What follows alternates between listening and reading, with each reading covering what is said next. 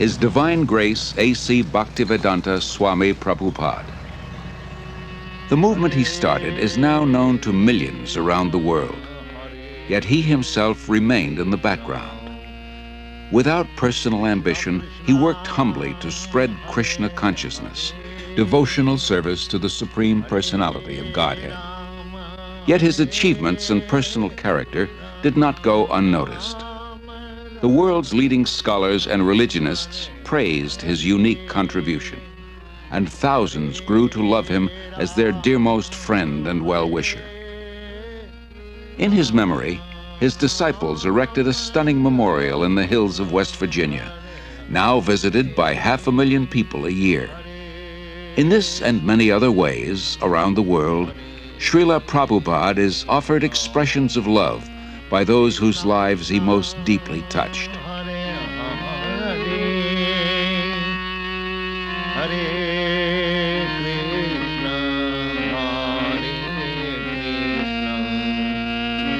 Krishna Krishna Hare Hare Hare Rama Hare. Always remember Krishna, God, and never forget him. This was the goal of the rich spiritual culture that flourished in India for thousands of years. Even today, Lord Krishna is remembered and glorified through monumental achievements in architecture, art, drama, music, dance, and philosophy. Calcutta, 1896, the capital of India, the crown jewel of the British Empire, an elegant city of wide avenues and spacious parks. It is here that Aboy Charanaravinda Bhaktivedanta Swami is born. A pure devotee of Krishna from birth, Aboy Charan is raised in a well-to-do mercantile family. From infancy, he goes with his father to the Radha Krishna temple, and at age 4, the child spontaneously begins worshipping similar deities in his home. When Aboy Charan hears of Ratha Yatra, a traditional festival in honor of Lord Krishna, it further inspires his natural devotion. With his father's help, every year he holds his own small celebration, drawing the neighborhood children into the festivities. At age 8, Aboy Charan enters the nearby Mati Lal Seal School. After graduation, he attends Scottish Churches College, one of the most respected in Calcutta. At the time, Mahatma Gandhi is organizing his countrymen in a nationwide boycott of everything British. Gandhiism is surging through India, uniting her in a massive non-cooperation movement. Sensitive to British subjugation of India's culture and people, Aboy Charan becomes an early supporter of Gandhi's movement. But 1922 marks a turning point in Aboy Charan's life. He meets Srila Bhaktisiddhanta Saraswati Goswami, the greatest devotee of Krishna of his time. Srila Bhaktisiddhanta belongs to the disciplic succession of spiritual masters extending back to Lord Krishna himself. He convinces Aboy Charan that Krishna's spiritual message transcends India's dependent position. Nothing is more important. He requests Aboy Charan to spread Krishna consciousness in the Western world. Aboy Charan hears and is deeply impressed. By this time, Aboy Charan has a growing family. He moves to Allahabad and starts a successful pharmacy. All the while, his spiritual master's words remain implanted in his heart. In 1933, he becomes a disciple of Srila Bhaktisiddhanta, who comments, "He will do everything in due time." 3 years later, Srila Bhaktisiddhanta leaves this world, after again requesting Aboy Charan to preach in English. Aboy Charan takes his words to heart and starts writing prodigiously.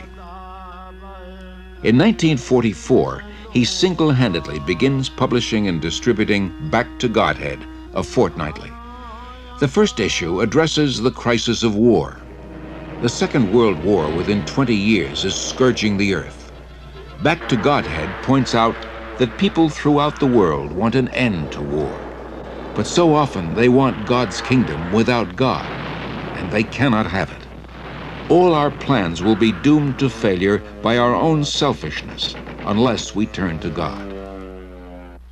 After the war, Aboy Charan moves to Jhansi and founds the League of Devotees. He prepares a charter for an international organization, its members dedicated to a peaceful, God-centered life. Acharya Prabhakar, his first disciple, remembers. शिक्षा लेने के लिए, दीक्षा लेने के लिए उन्होंने प्रश्न किया. He was always teaching Krishna consciousness, and people came to him for knowledge. After hearing from him, many wanted to become his disciple. He told them, "I can make you my disciple, but first you please chant the names of God and give up cigarettes, meat-eating, illicit sex, and gambling." But few people would agree to give up these habits. Then he said, "Indians are imitating the Westerners. I will make disciples in the West. Then when the Indian people see Westerners following religious principles, they will also follow."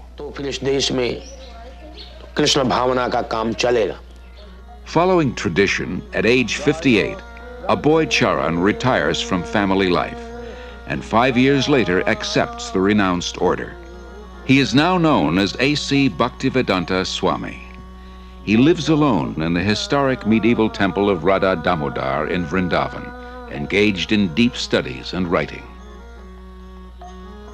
It was in Vrindavan that Lord Krishna revealed his pastimes 50 centuries ago, and saintly persons throughout the ages have worshipped this land as the most sacred on earth. Unlike other holy men who live there, Bhaktivedanta Swami is not thinking of retiring. For him, Vrindavan is a source of inspiration, an ideal place to chant, worship, and write. Here he begins work on his life's masterpiece, translation and commentary on the monumental devotional classic Srimad Bhagavatam. Bhaktivedanta Swami calls it a cultural presentation for the re-spiritualization of the entire human society. But often he leaves Vrindavan to print his magazine and books in nearby Delhi. Traveling takes time and tolerance, but Bhaktivedanta Swami accepts it as part of his spiritual mission to broadcast devotional service to Lord Krishna. He writes, "Our leaders have carefully set aside the treasure house of India's spiritual asset, and they are imitating the Western material way of life.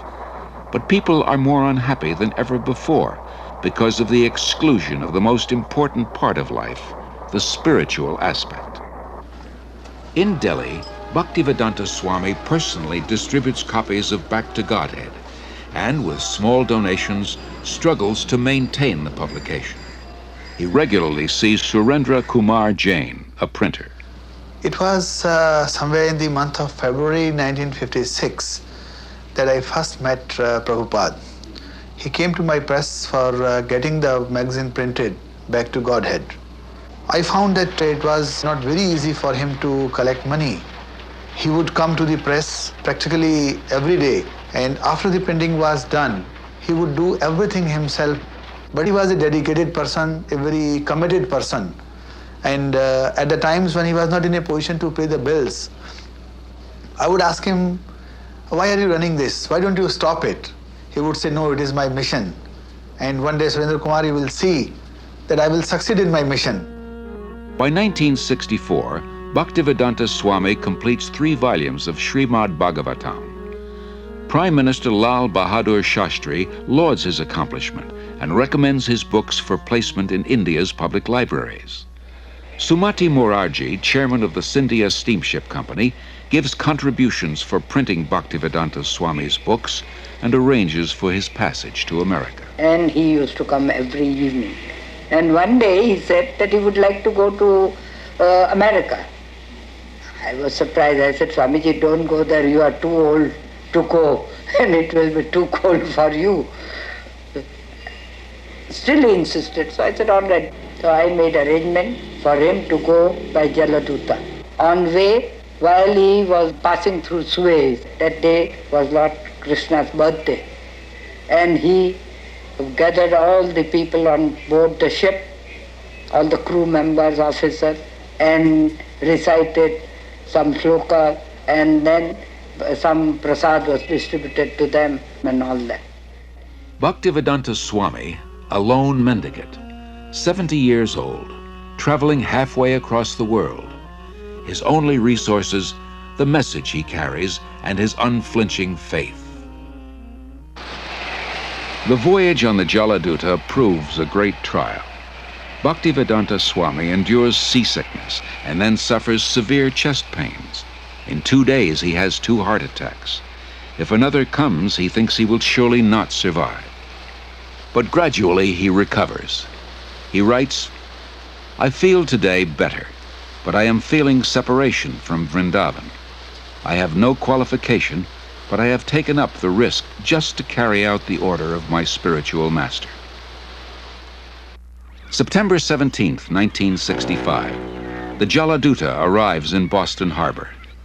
On board, Bhaktivedanta Swami writes, "My dear Lord Krishna, you are so kind upon this useless soul, but I do not know why you have brought me here. Most of the population here is absorbed in material life. How will I make them understand your message? I can simply repeat your words, and if you like, you can make my power of speaking suitable for their understanding.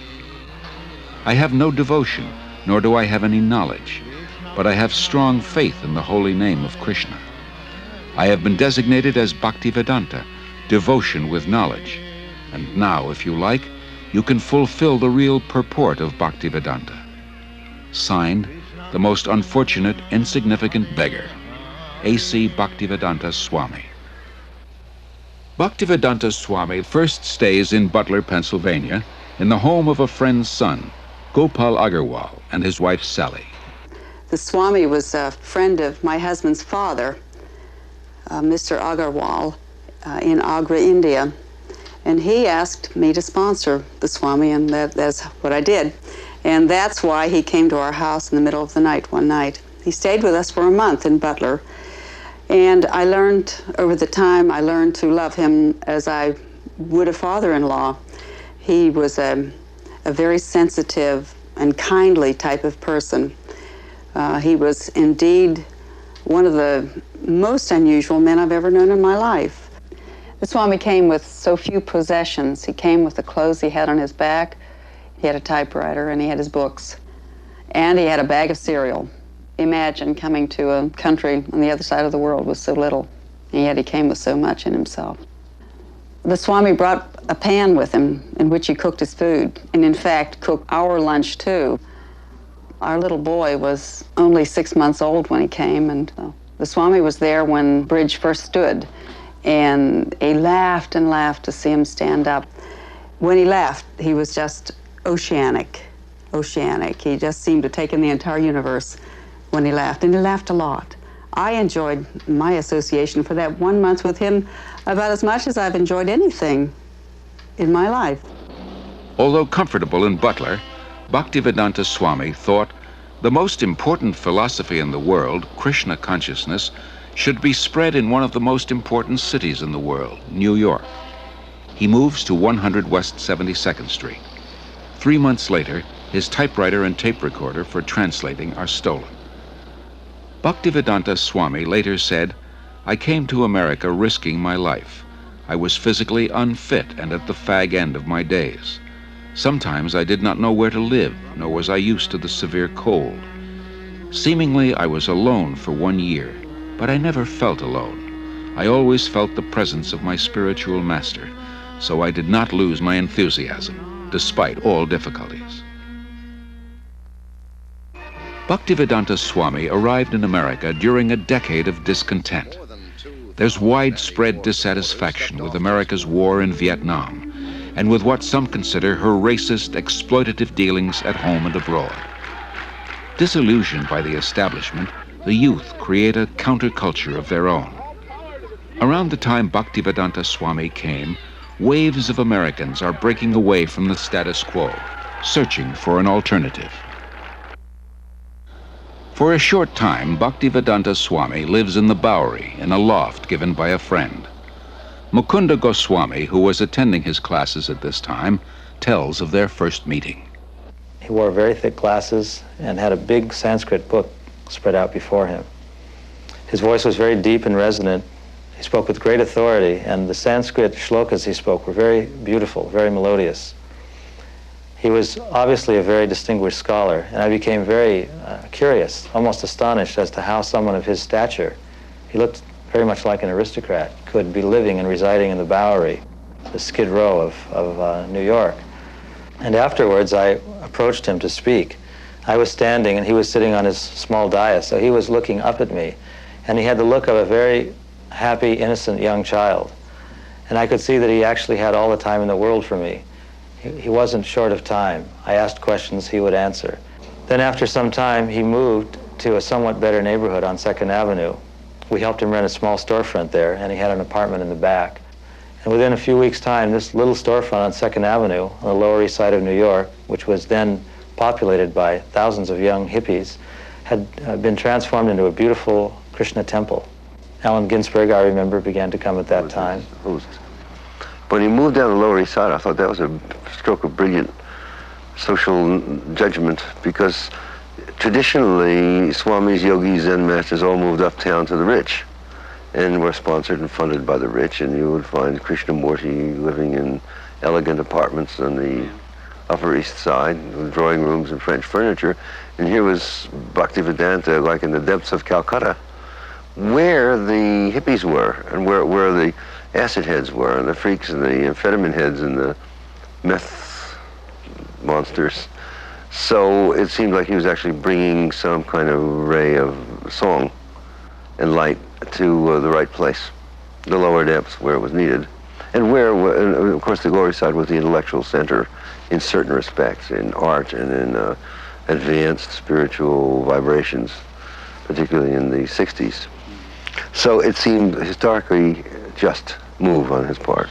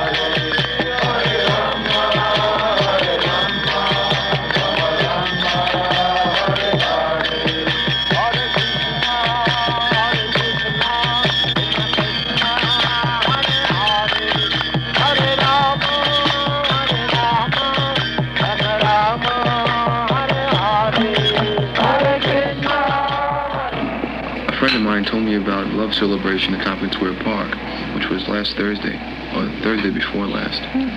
And I knew I had been seeking a guru for a while. So Krishna sent me there, and I was there.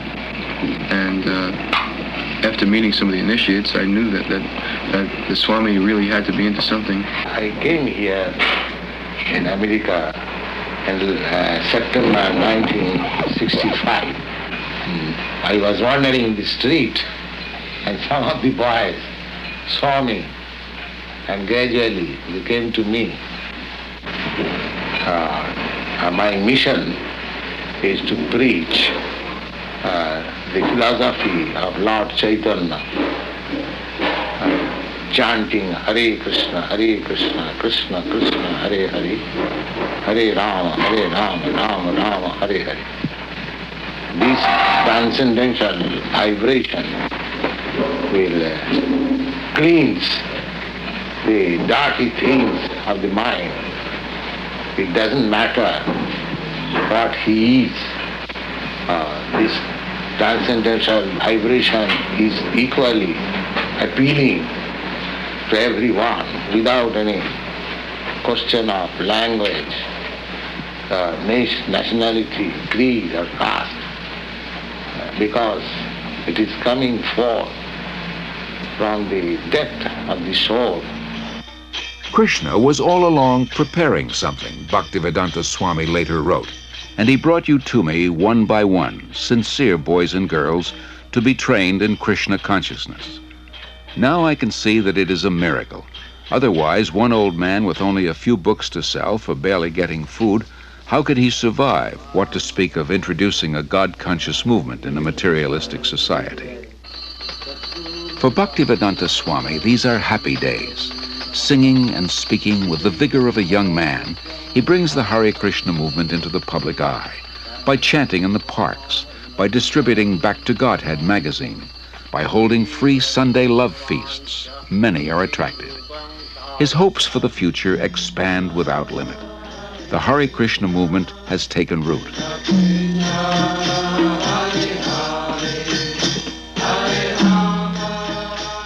Sometime in the spring of 1967, people handed me clippings from New York newspapers saying that there was a Swami in New York City. So I went to New York to look up this person and his movement. My first contact was with disciples apart from Bhaktivedanta Swami, and I was frankly somewhat disappointed by the disciples. They seemed to be not very informed about what they were doing. They were unclear about the whole thing. And yet they were terribly serious and terribly devoted to what they were about. And I couldn't put those two pieces together. You know, their confusion, uncertainty on the one hand, and their commitment on the other, until I met Bhaktivedanta Swami. And as soon as I met him, which was after several visits to the temple, I realized that this was the person who really made the whole thing go. But the impressive thing about that was he was never himself in the center. He never said, you should do this because of me. He always said, you should do this, and I should do this because of Krishna.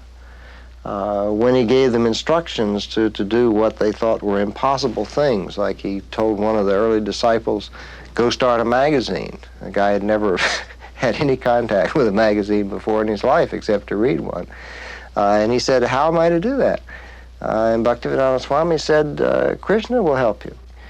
He was just astonishing in terms of the personal impact that he had on people, the way that he was able to give them confidence in themselves, but more importantly, give them confidence that there was a guide who was leading them and would give them the strength that they needed.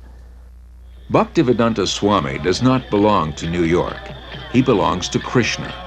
So when a few of his followers invite him to San Francisco, he goes and introduces the freewheeling youth to Krishna, his ancient culture, his spiritual food, his eternal chant, the way to stay high forever. In the heart of the hippie movement, Haight-Ashbury, Golden Gate Park, and in the hearts of the hippies, the Hare Krishna mantra resounds with unimagined potency.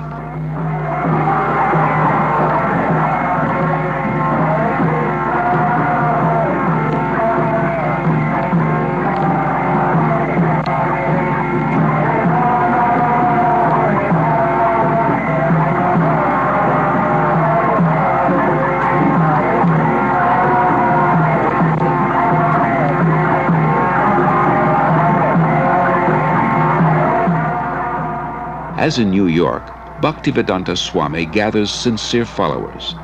The Hare Krishna movement begins to grow. Bhaktivedanta Swami becomes respectfully known as Prabhupada, meaning one at whose feet the masters sit.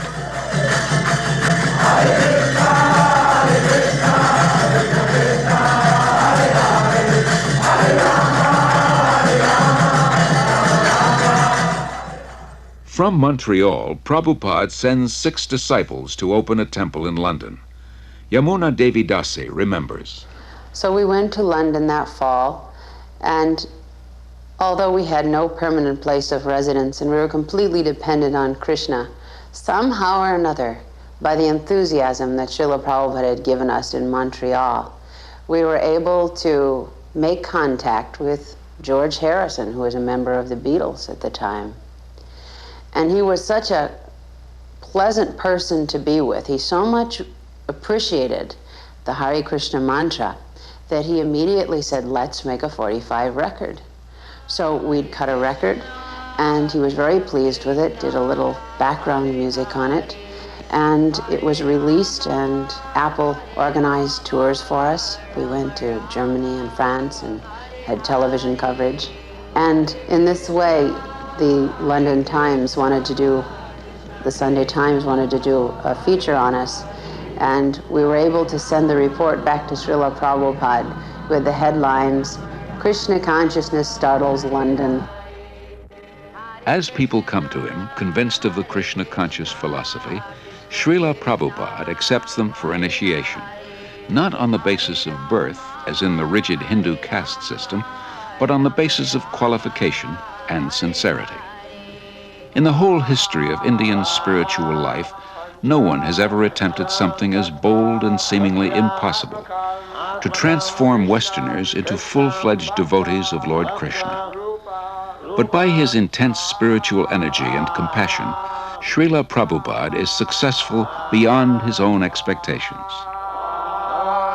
How old is the movement? Well, from historical point of view, it is about 5,000 years old.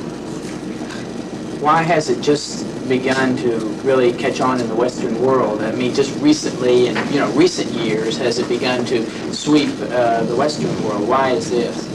The Western world, the younger generation were being frustrated with the hippie movement. So, when they saw something tangible, they accepted it.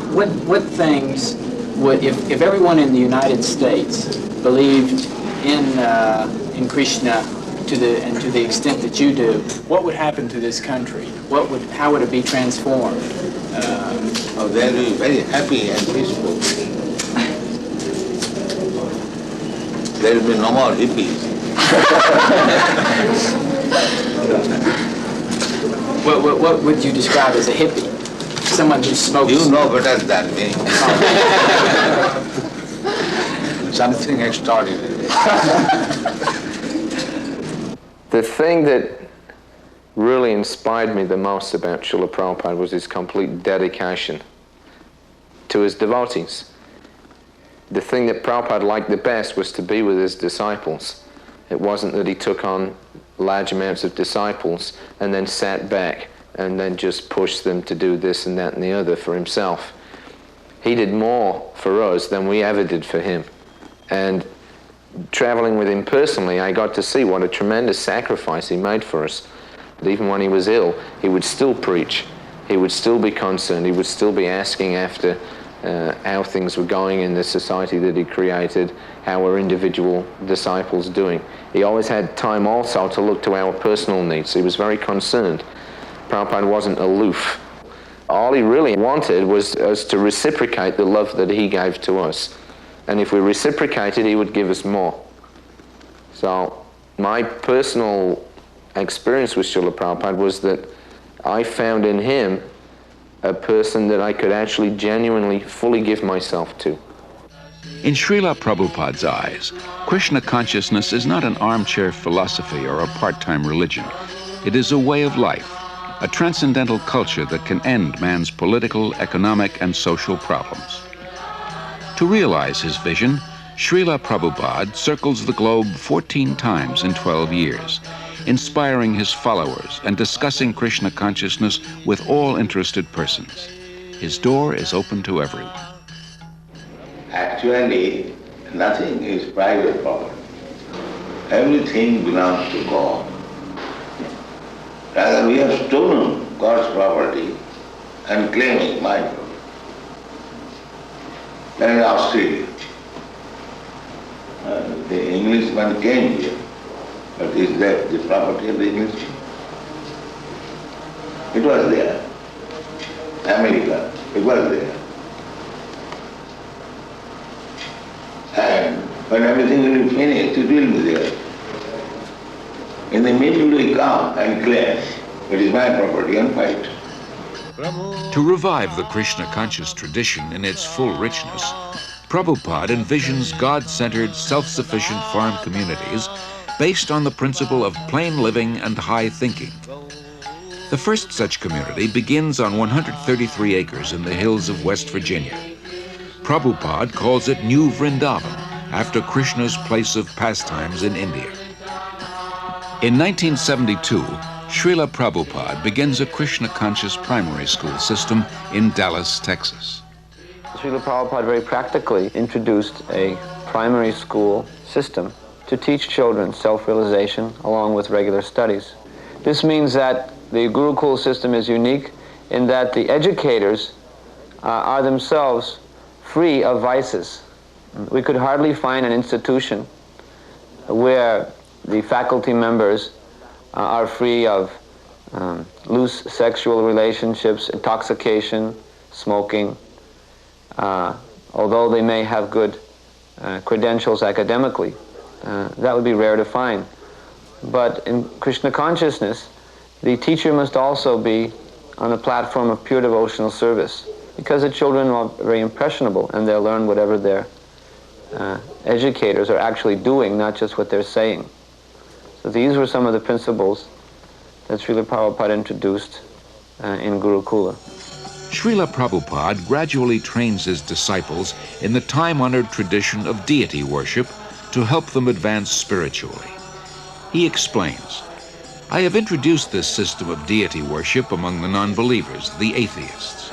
Krishna cannot be understood with our present senses, but by his kindness he agrees to personally appear as the deity to accept our service. When we are attracted to the beautiful form of the deity, we will forget our attraction for material things. And as we serve the deity, we will develop pure love of God. Then our lives will be successful."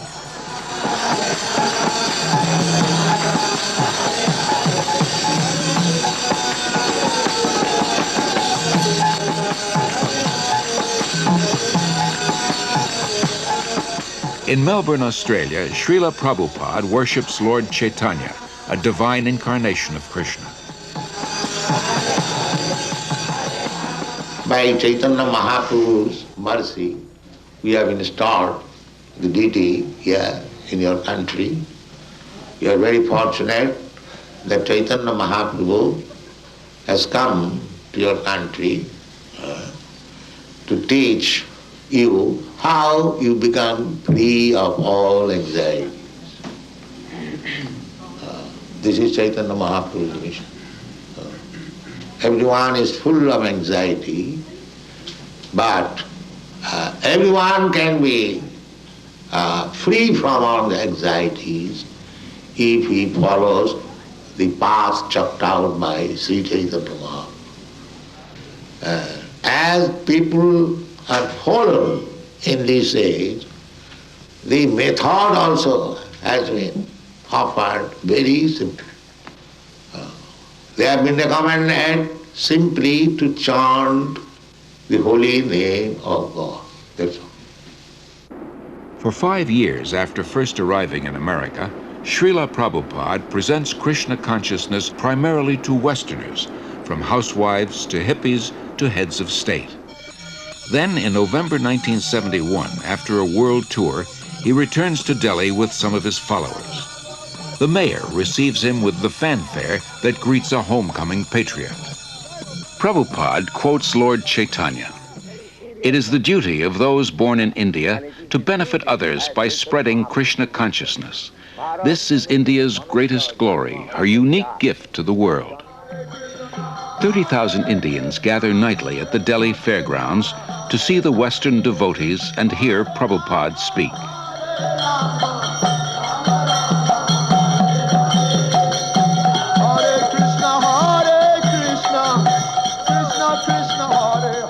To bring about this change in India, that the revival of Krishna consciousness, Prabhupada's plan was to bring his dancing white elephants. He told us that when I bring my Western disciples to India, they will all come to see my dancing white elephants, he said.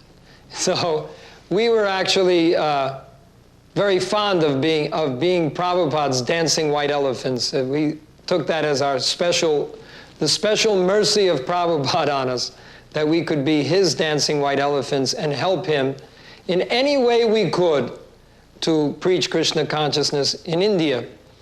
Prabhupada was told by an astrologer in Navadip in West Bengal that when he saw Prabhupada's face, a photo of Prabhupada, he said, this man, he has the ability to make a house in which the whole world can live peacefully. To make a house in which the whole world can live very peacefully. And when I told Prabhupada that, he said, yes, that is my mission, that within Krishna consciousness, the whole world can live peacefully. While the Hare Krishna movement spreads worldwide, Srila Prabhupada wants to nurture its roots in India. He journeys to Mayapur, West Bengal, the birthplace of Lord Chaitanya. It was Lord Chaitanya who inaugurated, 500 years ago, the congregational chanting of God's holy names. In Mayapur, devotees purchase a small tract of land and start constructing an international guest house. For a handful of devotees who know nothing about construction, this is not an easy task.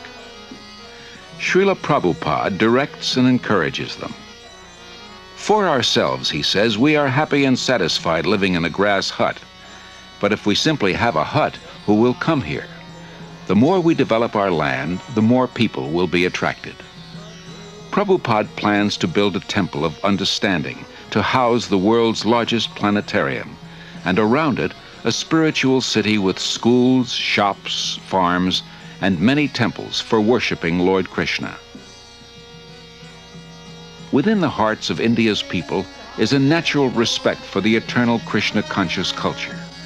Many come forward to take part in Srila Prabhupada's movement and accept initiation from him. No one should go hungry within a 10-mile radius of the temple, Prabhupada instructs. In March 1972, devotees start the ISKCON Food Relief Program, distributing prasad, vegetarian food offered to Lord Krishna. As the Mayapur project develops, Prabhupada invites his disciples from 6 continents to join together yearly on the anniversary of Lord Chaitanya's appearance. Prabhupada wants them to be purified and inspired by remembrance of the Lord in his holy land. In Vrindavan, Srila Prabhupada treats his followers to a guided tour of the holy places and personally relates Lord Krishna's pastimes. The devotees relish a bath in the sacred waters of the Yamuna River.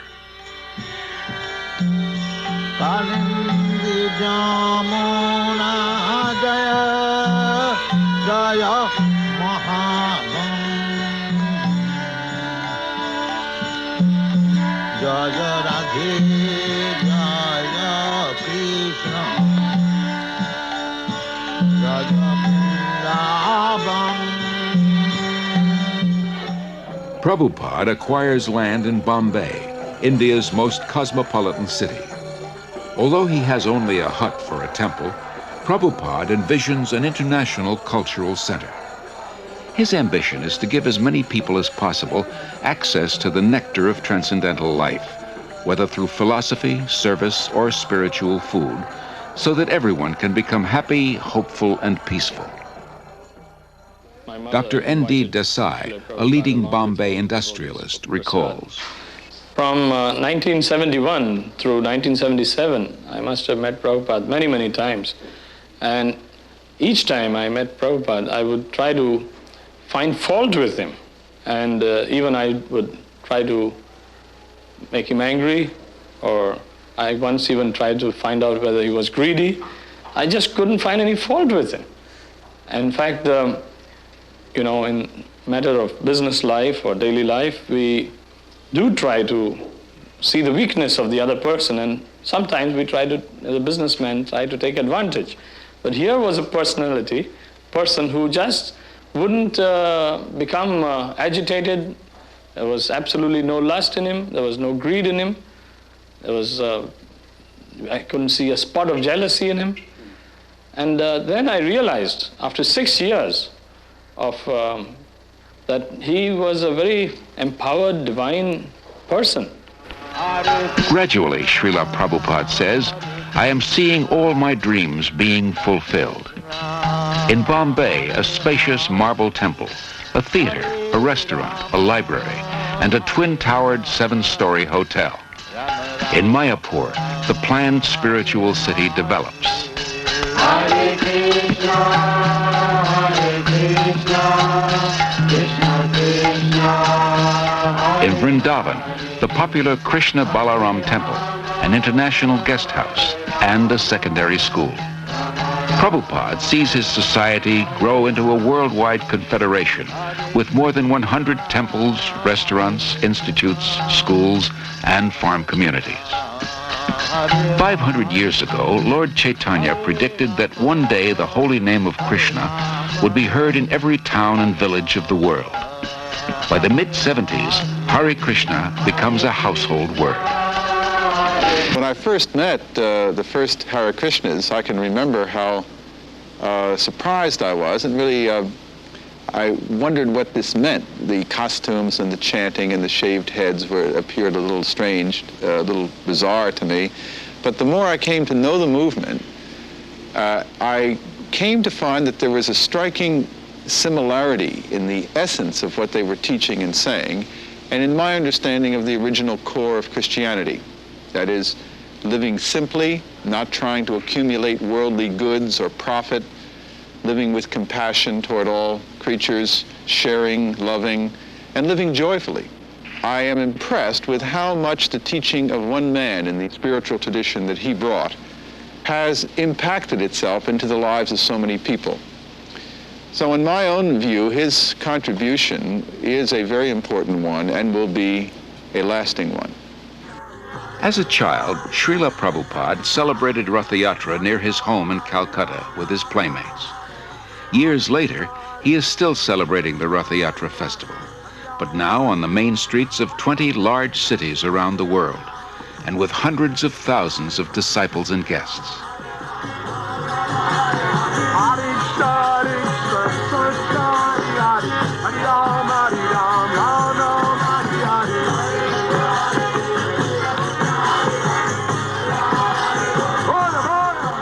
People follow, imitate Americans.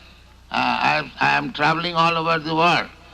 Everywhere I see they're trying to manufacture this skyscraper building, imitating your country. So, if you kindly become Krishna conscious and chant and dance in ecstasy, emotional love of God, the whole world will follow you and it will be Vaikuntha. There will be no more trouble. Thank you very much. Hare Krishna, Hare Krishna, Krishna Krishna, Hare Hare, Hare Rama, Hare Rama, Rama Rama, Hare Hare, Hare Krishna, Krishna Krishna, Hare Hare, Hare Rama, Hare Rama,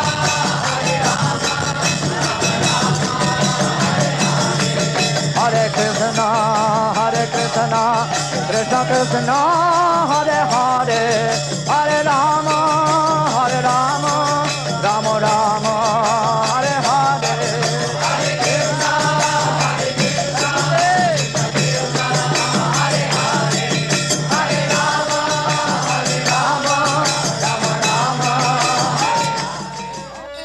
Whether before huge crowds or a few disciples or alone, Srila Prabhupada's mood of devotion prevails. Radhe Boli Hari Jai Jego Rangne Namanai Narohae Premadai Radhe Boli Hari Jai Gauranga Gulate Jhure Nitalila Tare Jhure Gauranga Gulate Jhure Nitalila Tare Sejana Bhakati Hari.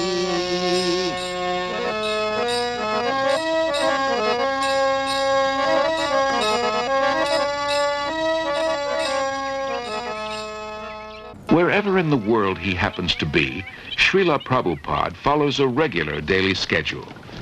In the quietude of the early mornings, he goes out for lengthy strolls and shares intimate moments with a small group of students and guests.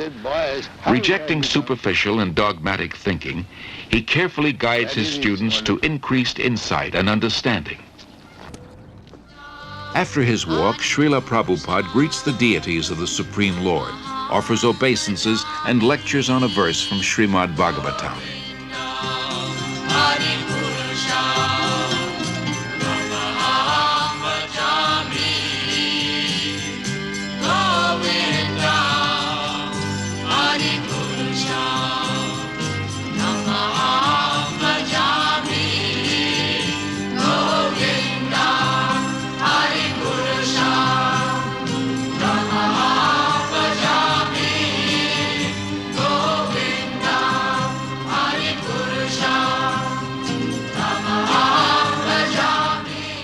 So you may have $2 million, I may have $10, you may have $100. Everyone has got some riches. That is admitted. But nobody can say that I have got all the riches. That is not possible. If somebody can say that I have got all the riches, he is God. That is spoken by Krishna. Nobody has said in the history of the world. Krishna said, Bhoktaram Jaggathamutham Sarvaloka Maheswaram. I am the enjoyer of everything. And I am the proprietor of all the universe. Who can say that? That is God. In the afternoons, Prabhupada meets with guests, here in Los Angeles with scholars of religion.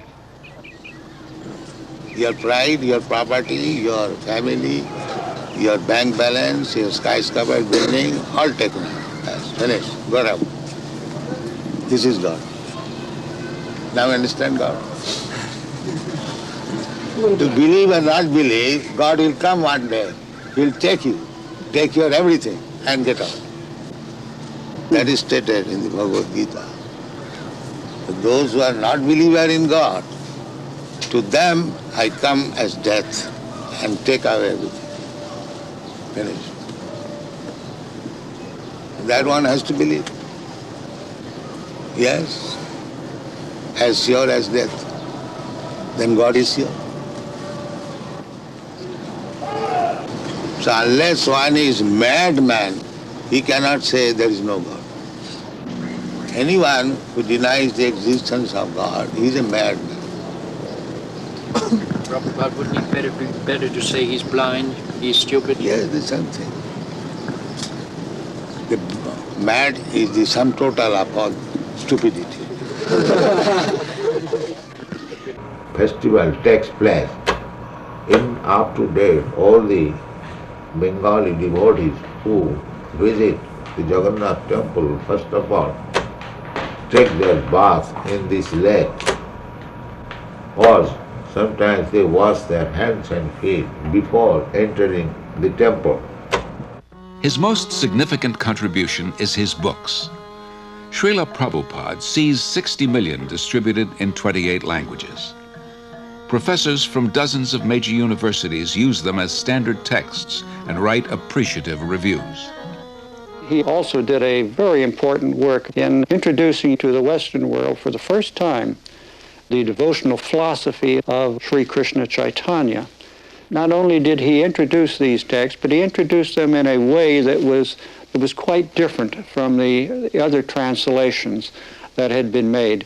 I had read so many different translations, for example, of the Bhagavad Gita, which had all been interpreted from the impersonalist type of philosophy of the Advaita school. And here, you might say, for the first time was a truly devotional translation, a spiritual translation of the text, which I felt really came much closer to the true meaning and the purpose of the Bhagavad Gita. Established in 1972, the Bhaktivedanta Book Trust exclusively publishes Srila Prabhupada's works. It becomes the world's largest distributor of books in the field of Indian religion and philosophy. For Srila Prabhupada, the transcendental knowledge in these books forms the basis of the Hare Krishna movement, a movement prophesied to grow for the next 10,000 years. In 1977, despite his failing health, Srila Prabhupada continues traveling and teaching. February 1977, the world's largest pilgrimage, Kumbh Mela in Allahabad, India. Millions gathered to bathe in the holy Ganges. Although physically weak, Srila Prabhupada attends. His disciples perform kirtan and distribute books and Back to Godhead magazines. Practically from the very beginning, Srila Prabhupada gave us notice that he would not always be with us. Of course, it was only a few months after he opened the storefront on 26th 2nd Avenue that he became very ill, and he had that heart attack or whatever it was, and it seemed even at that time that he might leave then. And he warned us. He said, I am an old man. I may leave at any moment. The notice is already given. 70, that has already passed. So Prabhupada was never under any illusion that he would remain forever in this world with us. But he said, my instruction will remain. And he trained us from the very beginning to follow his instruction and to use our individuality to execute his instruction for the glorification of Krishna. Although his illness steadily worsens, Srila Prabhupada speaks nightly at a program in Bombay. In May, he journeys to Rishikesh at the foot of the Himalayas to try to regain his health. There he continues to instruct his intimate disciples. Then in October, Srila Prabhupada returns to his old home, Vrindavan, to spend his final days.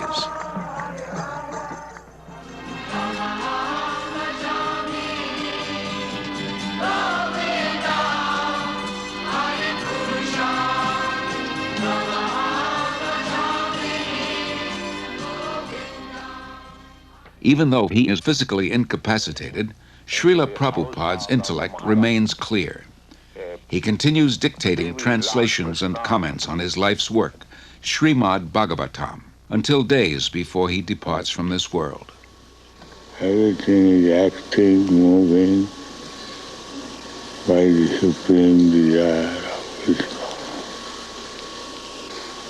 This consciousness is Krishna consciousness. November 14th, 1977, His Divine Grace A.C. Bhaktivedanta Swami Prabhupada passes on.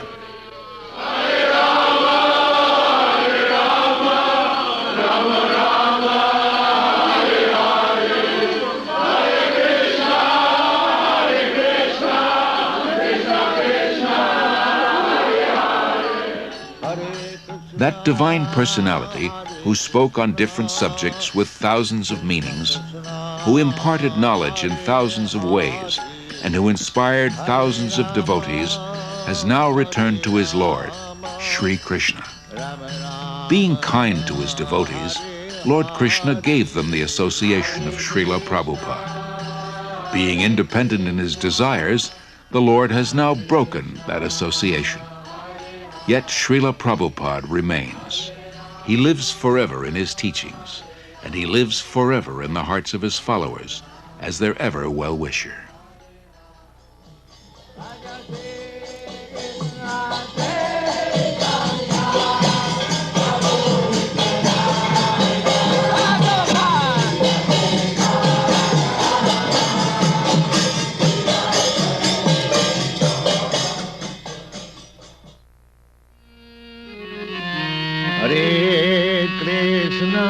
Hare Krishna, Krishna Krishna, Hare Hare, Hare Krishna, Hare Krishna, Krishna Krishna, Hare Hare, Hare